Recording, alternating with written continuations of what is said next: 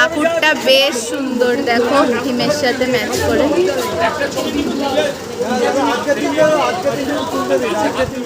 আমরা এখন শ্রীভূমিতে এসছি, এই লাইটিং গুলো দেখতে দেখতে যাচ্ছি।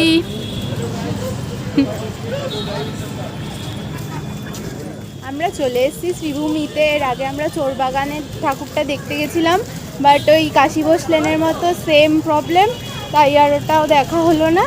ডাইরেক্ট আমরা এখন শ্রীভূমির ঠাকুরটা দেখতে ঢুকছি। জানি না লাইন কতটা কি, রাস্তায় তো প্রচণ্ড ভিড়, আগেও লোক আছে অনেক। দেখা যাক এখানে কতক্ষণ কি লাইনে দাঁড়াতে হয় নাকি।